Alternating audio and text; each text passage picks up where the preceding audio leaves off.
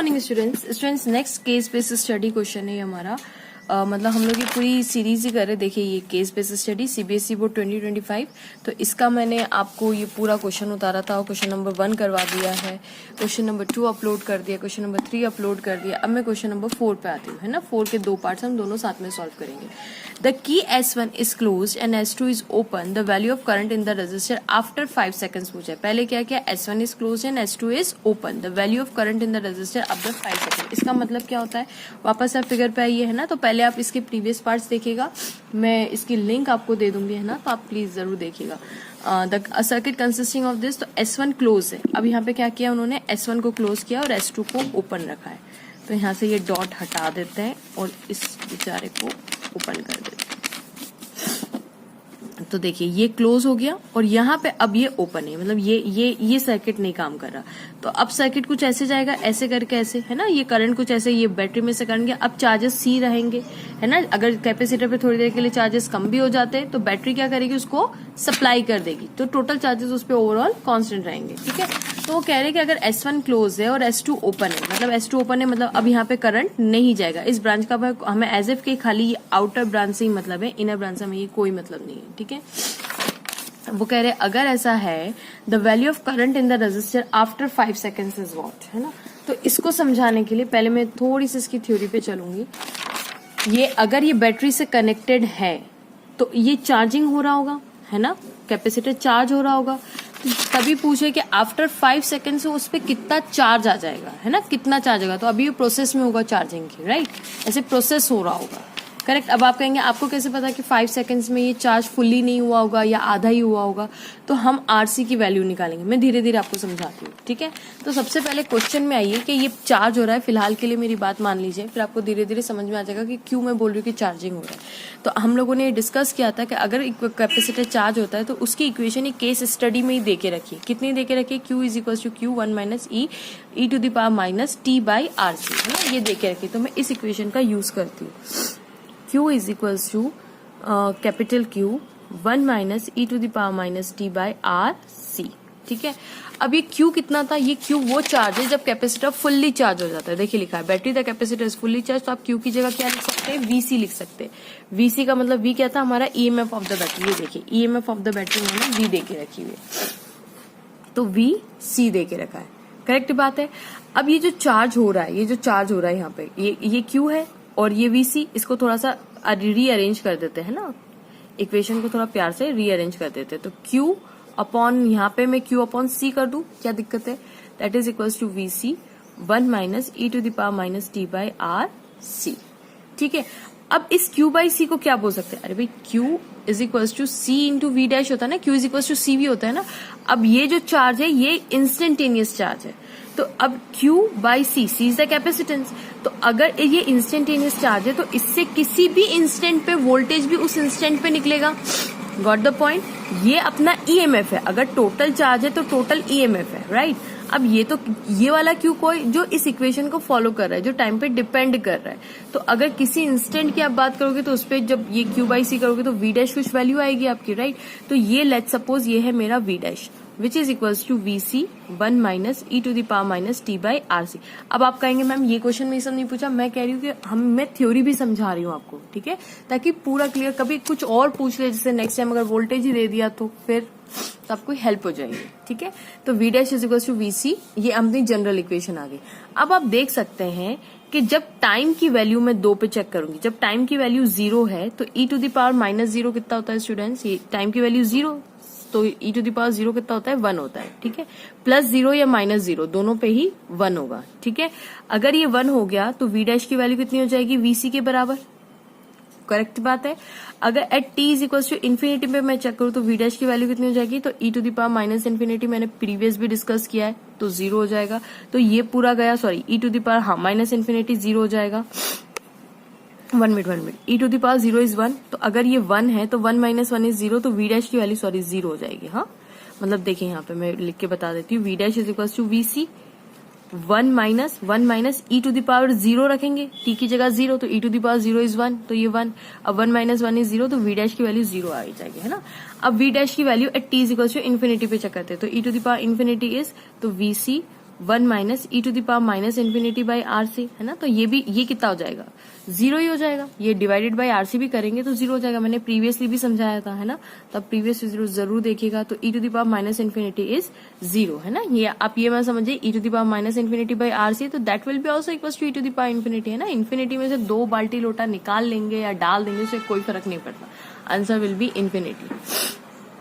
0 हो जाएगा तो VC, है ना। अब इसका ग्राफ हम बनाएं तो कैसे बनेगा, तो देखिए गौर से, इसका ग्राफ कुछ ऐसे बनेगा, VC, है ना। ये मैक्सिमम VC तक जा रहा है, ये टाइम के रिस्पेक्ट में। तो टाइम 0 है, जब टाइम 0 था तो इसकी वैल्यू कितनी है वोल्टेज की, 0। जब टाइम ऐसे बढ़ता जाएगा इन्फिनिटी पे चला जाएगा तो V डैश मैक्सिमम कितना हो जाएगा, V, क्योंकि V is the maximum EMF, है ना।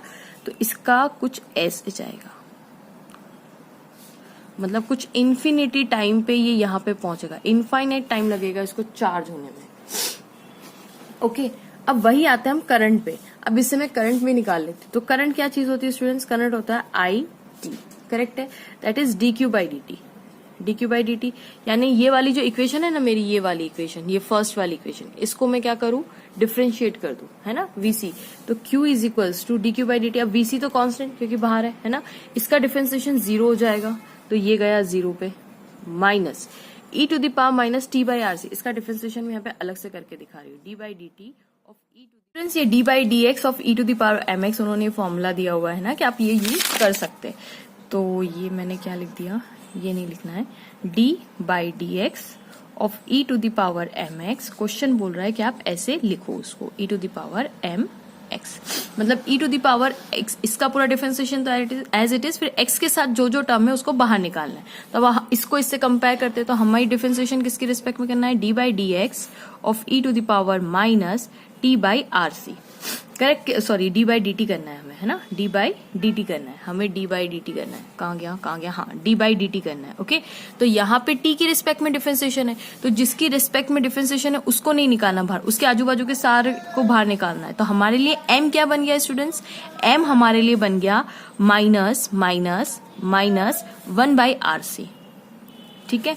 तो इस फॉर्मूले के हिसाब से करें तो minus 1 by are C, minus 1 by are C into e to the power M, M की जगह क्या है minus 1 by are C into T, X की जगह यहाँ पे टी है, X is equals to T, क्योंकि हम टी की रिस्पेक्ट में कर रहे हैं। गॉट द पॉइंट, ठीक है। तो ये वाला जो डिफरेंशिएशन है मैं यहाँ पे रख दूं तो यहाँ पे आ जाएगा, यहाँ पे थोड़ा सा माइनस हॉश पॉश हो जाएगा, तो मैं वापस से इक्वेशन लिख रही हूँ, i of t is equals to d q by d t which is equals to v c, ये 0, इसका डिफरेंशिएशन 0 हुआ, फर्स्ट वाले का कर रहे हैं विद रिस्पेक्ट टू टी, और इस पूरे का डिफरेंशिएशन मैंने किया तो ये माइनस तो क्वेश्चन में ही है, और मेरे पास जो आंसर आया हुआ है minus 1 by are C into e to the power minus of T by are C, ठीक है। ये डिफरेंशिएशन आया। अब ये माइनस माइनस प्लस हो जाएगा तो हमारे पास आंसर बचेगा V C into 1 by are C into e to the power minus T by are C, correct बात है। अब बिल्कुल सही सोचा आप, सी से सी कैंसिल, तो वी बाई आर बचा। हमारे पास आई की वैल्यू क्या आ गई स्टूडेंट्स, आई की वैल्यू हमारे पास आ गई V by R e to the power minus T by are C. वापस चेक कर लेते हैं, V by R e to the power minus T by are C. अच्छा ये क्या है, मैक्सिमम ईएमएफ, ये ईएमएफ कितना दिया है क्वेश्चन में, EMF is equals to V के बराबर, ये रेजिस्टेंस, तो वी बाई आर क्या होता है, करंट होता है, तो इसको मैक्सिमम करंट नाम दे दूं कि किससे, ये मैक्सिमम करंट मतलब एम्पलीट्यूड, मैक्सिमम एम्पलीट्यूड की एक्सपोनेंशियल है ना, तो ये मैक्सिमम एम्पलीट्यूड, मैक्सिमम ईएमएफ और आर तो मैक्सिमम होगा, जब ईएमएफ मैक्सिमम है तो करंट भी टोटल पीक वैल्यू, तो आई नॉट के बराबर कर दूं, where is my i not is equals to v by r के बराबर, e minus T by are c. तो ये हमारे पास इक्वेशन आ गई। अब आप क्वेश्चन पे आइए, क्वेश्चन में ये दिया हुआ है कि find the value of the current in the resistor after 5 seconds.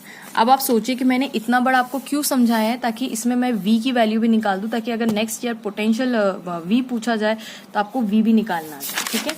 अब करंट उन्होंने मेन तो हमें ये पूछा है, तो what is the value of current eight 5 seconds, 5 seconds पे पूछा है, आफ्टर 5 सेकेंड्स। तो आई नॉट की वैल्यू मैं निकाल सकती हूँ ये वाले फॉर्मूले से, आई नॉट की वैल्यू V मतलब ईएमएफ, तो ईएमएफ ऑफ द बैटरी कितना है, देखिए क्वेश्चन में स्टार्टिंग में दिया हुआ है, ये देखिए जब ये आप केस स्टडी पढ़ते हैं ना तब मैंने आपको बताया था, V की वैल्यू दी है 10 वोल्ट, R की वैल्यू दी है 20 kilo ohm, V is equals to कितना दिया हुआ है 10 वोल्ट, R की वैल्यू 20 किलो ओम, तो किलो को मैं 10 to the power 3 लिख दूं, है ना, ये आपके पास काम हो गया।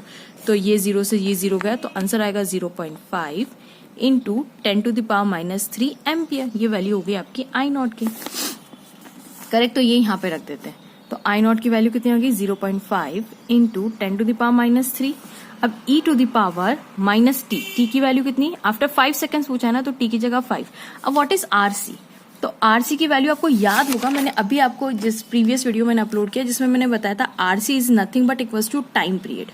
अब ये टाइम पीरियड स्टूडेंट्स कौन सा होता है, RC का मतलब होता है टाइम कांस्टेंट। अब ये वो टाइम मतलब कैपिटल T के बराबर निकला हमारा, तो ये वो टाइम होता है जब ये कितना टाइम, जब आप अपने आप से पूछेंगे कि कैपेसिटर चार्ज होने में कितना टाइम, टोटल टाइम कितना लगेगा, तो ये वो वाला टाइम है, टाइम कांस्टेंट जिसको बोला जाता है, ठीक है। तो R की वैल्यू आपकी 20 किलो ओम है, तो 20 into 10 to the power +3 20 kilo ओम, और इसकी वैल्यू क्या है, C की वैल्यू क्वेश्चन में देखेंगे तो 500 माइक्रोफैराड, ठीक है, क्वेश्चन में गिवन है। तो 500 माइक्रोफैराड यानी 10 to the power -6 which is equal to T। तो देखिए इसको मल्टीप्लाई कर लीजिए, तो 2 5 10 और ये कितने जीरो हो गए, 3, देखिए ये 3 4 5 6 into 10 to the power +6 into 10 to the power -6, ये 10 to the power -6 हो गया, ठीक है। ये और ये गया, तो आंसर बचा 10 सेकेंड्स, मतलब कैपेसिटर को 10 सेकंड लगेंगे पूरा चार्ज होने में। तो उन्होंने कितने टाइम पे पूछा है हमें, आफ्टर 5 सेकेंड्स। तो देखिए मतलब वो चार्जिंग ही हो रहा होगा ना, जैसे मैंने स्टार्टिंग में आपको क्वेश्चन पूछा था कि आप सोच रहे होंगे कि मैम आपको कैसे पता ये 5 सेकंड्स में चार्ज हो रहा है कि डिस्चार्ज हो रहा है।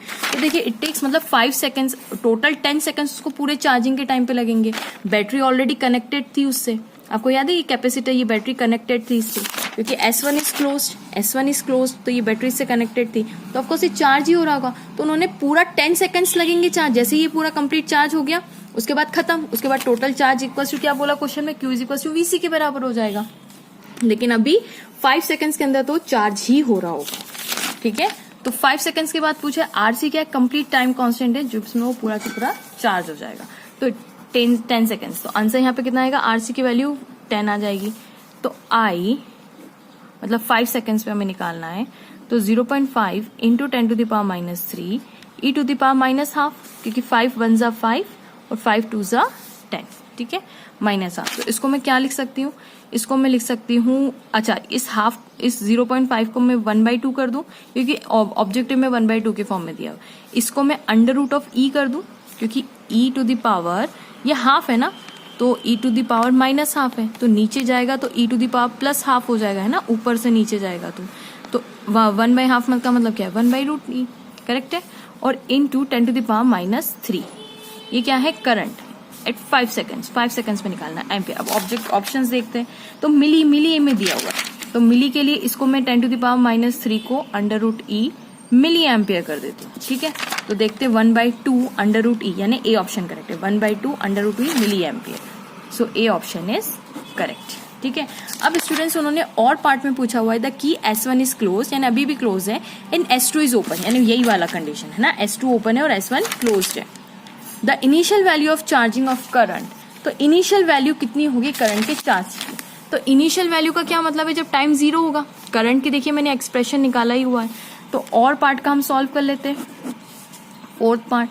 तो इनिशियल मतलब t इक्वल्स टू 0 और करंट की वैल्यू किसी t इक्वल्स टू 0, देखिए I ऑफ t लिखा है ना, तो 0 पे पूछा हुआ, इनिशियली पूछा हुआ है। तो I nought e to the power minus of t by RC, ये फॉर्मूला है, पहले मैं फॉर्मूला लिख देती हूँ यहाँ पे, at any instant t which is equals to I। अब हमें t इज इक्वल्स टू 0 पे पूछा हुआ है, तो t की जगह 0 पुट करते हैं, I nought e to the power -0, t की जगह 0 पुट कर दिया। और मैंने अभी आपको बताया कि e to the power 0 की प्लस या माइनस में वैल्यू कितनी होती है, 0। e to the power -0 भी कितना होता है, सॉरी 1 होता है ना, 1। e to the power -0 is equals to 1 and e to the power +0 भी कितना होता है, 1 होता है, ठीक है। तो ये वैल्यू 1 गई, तो I एट 0 सेकेंड्स कितना होगा, I नॉट के बराबर।